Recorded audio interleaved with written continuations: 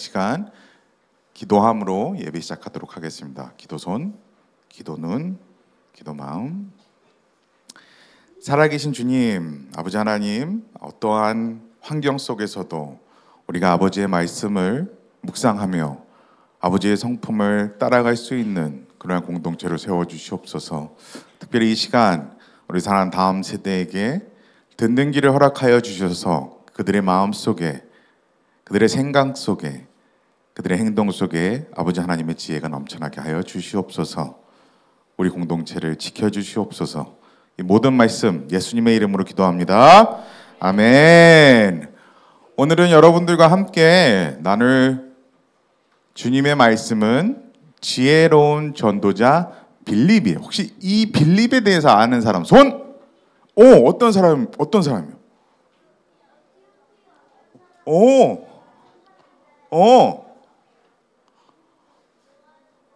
이야, 박수! 자, 이 시간 우리 중심 말씀 사도행전 8장 35절 말씀 다 같이 일어나서 우리 개역개정 다 같이 일어나서 한 목소리로 봉독하도록 하겠습니다. 자, 시작! 빌립이 입을 열어 이 글에서 시작하여 예수를 가르쳐 복음을 전하니. 사도행전 8장 35절 말씀. 아멘. 우리 그 자리에서 쉬운 성경, 우리 이제 졸업하는 우리 GK가 한번 대표죠. 쉬운 성경 우리 한번 잘 경청해 주세요. 자, 시작.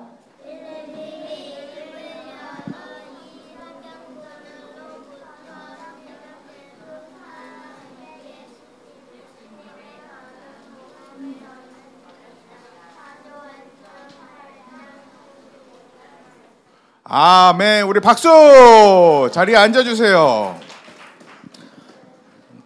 벌써 우리 GK가 글을 읽고 성경을 읽어 이제 얼마 안 있으면 졸업을 하고, 자, 모든 것이 하나님의 은혜임을 고백합니다. 여러분들 지혜란, 자, 우리 영어로 같이 한번 읽도록 하겠습니다. 시작. Using what I have and what I know to help others. 오늘 여러분들 이 본문 말씀 지혜로운 전도자 빌립에 대해서 이야기를 할 텐데, 오늘 여러분들과 조금 더 나눌 이야기는 무엇이냐면 지혜를 어떻게 나눌 수 있을까? 사실 지혜 여러분들 너무나 잘 알고 있어요. 근데 지혜를 나눌 수 있는 절차가 뭘까? 방법이 뭘까에 대해서 자세하게 나와 있어요. 예수님을 믿으세요. 모두 회개하고 세례를 받으세요. 초대교회 전도자 빌립을 사람들에게 복음을 전했어요. 많은 사람들이 빌립의 말을 듣고 예수님을 믿어 세례를 받았어요. 어느 날 하나님의 천사가 나타났어요. 일어나 가사로 내려가는 광야의 길로 향해 걸어가거라. 빌립은 갑자기요? 이랬을까요? 아니에요. 네 하고 서둘러 움직였어요. 그곳에는 에티오피아 여왕의 재산을 관리하는 내시가 탄 마차가 움직이고 있었어요. 그리고 그때 빌립을 만났어요. 그 내시는 예배를 드리기 위해 예루살렘을 방문했다가 고향으로 돌아가는 길이었어요. 성령님께서 빌립에게 말씀하셨어요. 마차 가까이 가거라. 여러분 한번 생각해 보세요. 여러분들 마음속에 성령님께서 갑자기 교장 선생님 같은 큰 어른한테 가거라 이러면 어떻게 할 것 같아요? 에? 잘못 들은 것 같은데. 가거라. 다음에 갈게요. 가거라. 가겠죠? 그죠? 가겠죠? 멀리 가겠죠? 그죠? 근데 빌립은 성령님께서 말씀하신 그대로 마차 옆으로 달려갔어요. 마차 옆에 딱 가는데 내시가 무엇인가 소리내어 읽고 있었어요. 가만히 들어보니 이사야서를 읽고 있었어요. 빌립은 조심스럽게 물어봤어요. 지금 읽고 있는 것이 이해가 되세요? 왜 그렇게 물어봤을까요? 언어가 다르죠? 근데 빌립은 큰 소리로 다시 물어보자 내시는 고개를 갸우뚱하며 말했어요. 휴, 읽어도 도통 이해가 되질 않아요. 가르쳐주는 사람도 없고 혹시 저를 가르쳐줄 수 있어요? 라고 물어봤어요. 빌립은 흔쾌히 승낙했어요. 그리고 내시가 이렇게 이야기했어요. 고맙습니다. 마침 제가 읽고 있던 구절이 여기 있는데요. 그는 도살장에 끌려가는 양 같았다. 털을 깎는 사람 앞에 잠잠한 양처럼 입을 열지 않았다. 여기서 예언자에게 말하는 그는 누구입니까? 라고 내시가 물어보았어요. 빌립은 이 말씀을 자세히 설명해 주는 것으로 시작하여 내시에게 복음을 전하였어요. 예언자가 말하는 이는 바로 예수님이십니다. 예수님은 십자가의 고통을 참으시고 많은 사람의 죄를 위하여 죽으셨습니다. 라고 빌립은 내시를 가르쳤어요. 내시는 예수님을 믿게 되었어요. 때마침 물가가 근처에 있어 내시가 빌립에게 말했어요. 마침 여기 물이 있는데 제게도 세례를 주실 수 있으세요? 빌립은 물가로 내려가 내시에게 세례를 주었어요. 세례를 받은 내시는 기쁨으로 길을 떠날 수 있게 되었어요. 빌립은 하나님 나라의 예수님에 대해 잘 알고 있는 지식을 에디오피아 내시가 구원받을 수 있도록 도와주었어요. 빌립은 말씀을 알고 있었어요. 말씀을 모르는 사람에게 말씀을 전하는 것은 언어가 다른 사람에게 그것을 해석해 줘야 되는 것이 우리가 가지고 있는 어떻게 보면 지식을 통해 지혜를 전달하는 거예요.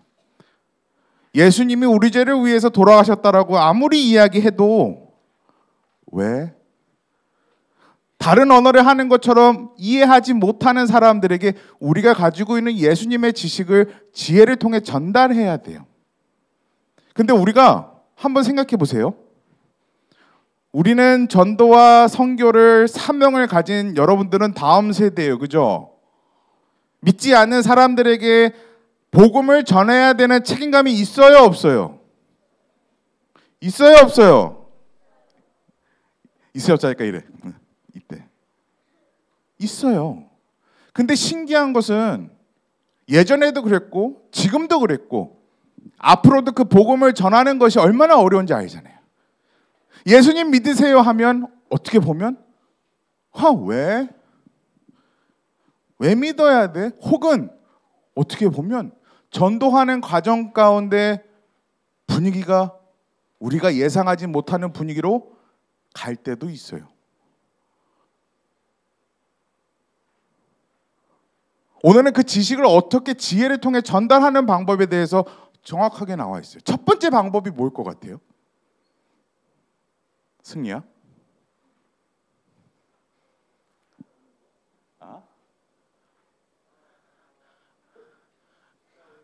잘 모르겠어요. 괜찮아요. 빌립이 처음에 누구의 말을 들었어요?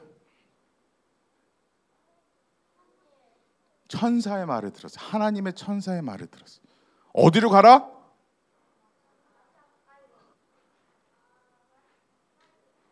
그래서 어떻게 했어요, 하이라? 마차로 갔어요, 안 갔어요? 갔어요. 지혜를 전달하는 방법은 우리가 가지고 있는 지식을 전달하는 방법은 하나님 말씀에 순종하는 거예요. 내가 안다고 해서, 내가 원한다고 해서 내가 이것을 가지고 전달해야 돼서 가는 것이 아니라 하나님께서 말씀하셨을 때 순종하는 것이 첫 번째 방법이에요. 하나님의 천사가 내려와서 빌립에게 가라고 했을 때 빌립이 왜요? 지금은 아닌 것 같아요. 아니요, 나중에 갈게요라고 했어요? 아니에요. 바로 순종하고 갔어요. 그게 첫 번째 절차예요. 따라합니다. 첫 번째 절차. 다시 첫 번째 절차. 하나님 말씀의 순종. 그것이 가장 기본적인 지혜를 전달하는 방법이에요. 두 번째는요, 하나님 말씀에 순종했어요. 아마 여기 계신 분들 중에는, 여기 사랑하는 다음 세대 중에는 아마 다양한 영역에서 하나님의 말씀을 증거하는 전도자가 나올 거예요. 그것이 법적 영역이 될 수가 있고, 그것이 연예인이 될 수도 있고, 그것이 경제인이 될 수도 있고, 그것이 스포츠인이 될 수도 있고, 그것이 다양한 영역 속에서 하나님의 말씀에 순종하여 우리가 가지고 있는 실력과 더불어 주님을 아는 지식을 통해 복음을 전해야 되는 여러분들은 전도자고 사명자예요. 그래서 하나님의 말씀에 따라 우리가 다양한 영역에서 준비를 합니다. 그렇다면 두 번째 뭘 것 같아요? 윤찬아, 두 번째 뭘 것 같아요? 첫 번째가 뭐라고? 순종하기. 두 번째 뭘 것 같아요?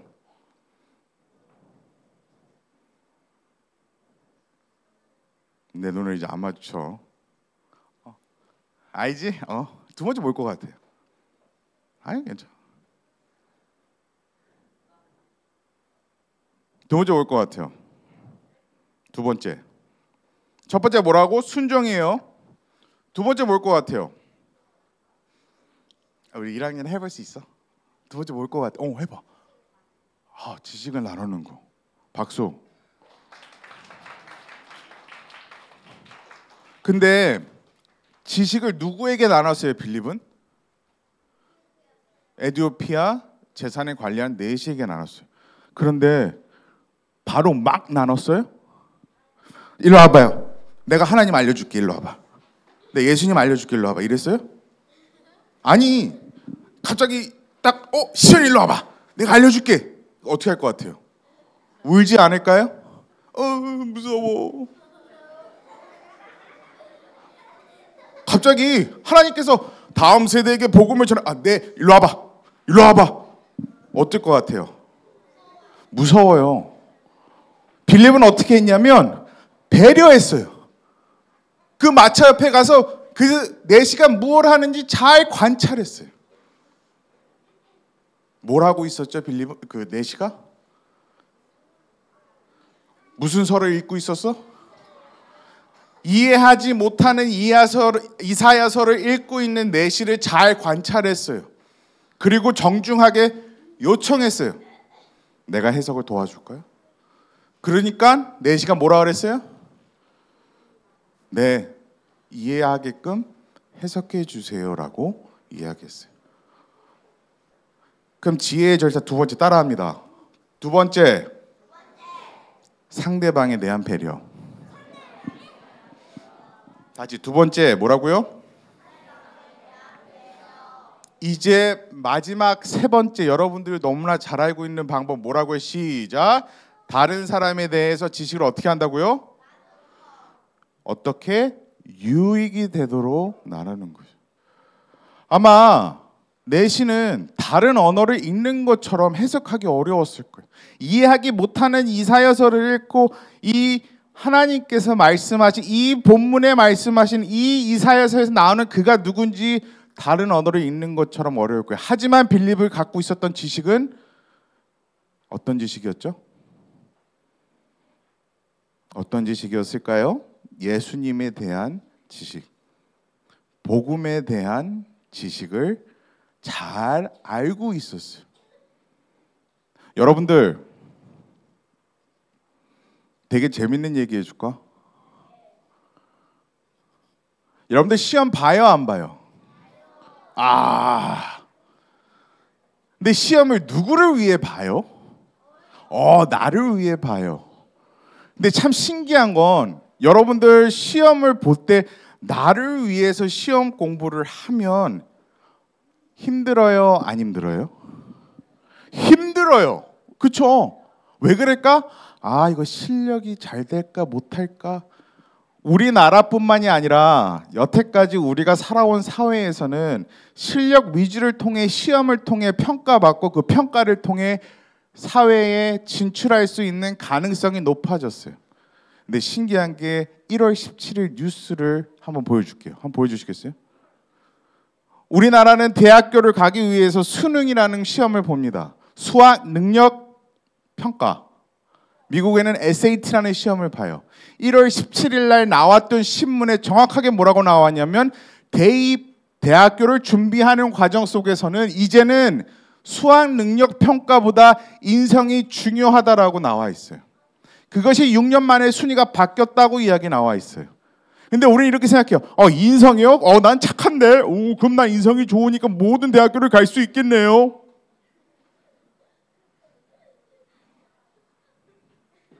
나 열심히 해야지, 그지? 보세요. 여러분들 인성이 뭐예요, 그러면? 인성의 네이버 검색에 한글 사전을 보면 성품이라고 나와 있어요.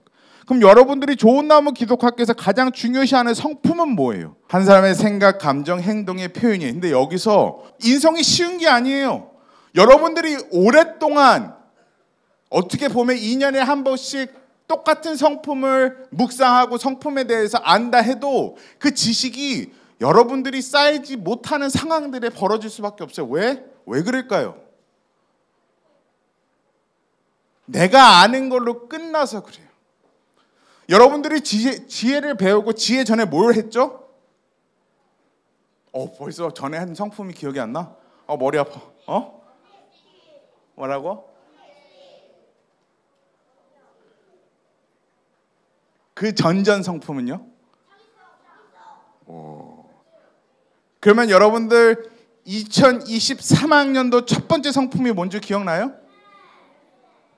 역시 우리가 성품이라는 것이 그냥 착한 아이를 키우는 그것이 아니에요.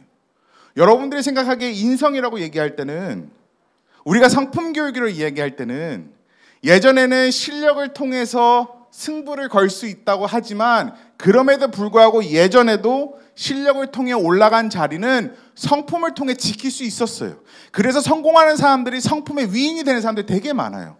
근데 그걸 모르고 있는 사람들은 나 혼자 실력을 통해서 잘 먹고 잘 사는 성공의 삶을 살다 보니 어느 순간부터 떨어지는 상황들이 벌어져요. 왜? 나를 위해 시험을 보니까. 나를 위해 시험을 보는 그 과정이 얼마나 어려운지 알아요? 왜 그럴까요? 이거 내가 틀리면 나 쟤보다 못할 텐데. 어떡하지? 어떡하지? 쟤는 저렇게 해서 이렇게 해야 되는데 난 어떻게 더 잘해야 되지라는 그 두려움이 앞설 거예요. 여러분들 축구 선수들 기도해요. 그죠? 축구 선수들 기도할 때 뭐라고 할 거예요? 하나님 내 다리를 역사하여 주셔서 빨리빨리 뛰게 해주세요. 이럴까요? 하나님 저 친구가 넘어지게 해서 내가 골을 넣게 해주세요. 이렇게 기도할까요?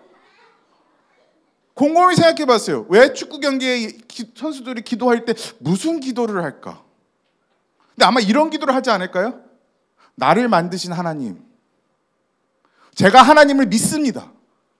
이 경기에서도 하나님을 믿기 때문에 내가 할 수 있는 최선을 다하게 해주세요라고 하지 않을까요? 이 세상을 누가 만드셨어요? 하나님이 만드셨어요. 하나님이 만든 이 세상 속에서 그럼 여러분들이 믿어야 되는 것은 누구예요? 여러분들 실력이에요? 여러분들의 수학 능력이에요? 여러분들의 영어 평가예요? 여러분들의 과학이에요? 아니에요. 하나님을 믿는 거예요. 그것이 내가 가지고 있는 가장 기본적이고 가장 중요한 지식인 거예요. 이 지식을 나눠줄 수 있을 때 그것이 지혜가 되는 거예요. 근데 신기한 게 뭐냐면 저번 주에 교장 선생님 뭐라고 얘기한지 기억나요? 어른이라고 지혜가 넘쳐난다 그래요? 아니에요. 어른들도 시험에 들어요. 어른들도 그 시험에 드는데 그 시험을 참 안타깝게도 교장 선생님도 개인의 실력으로 개인의 능력으로 풀려고 해봐요. 근데 어떤 일들이 벌어지냐면 개인의 능력과 개인의 실력으로 문제를 해결하려고 노력해 보니 나에게 두려움만 앞서는 상황이 생겨요.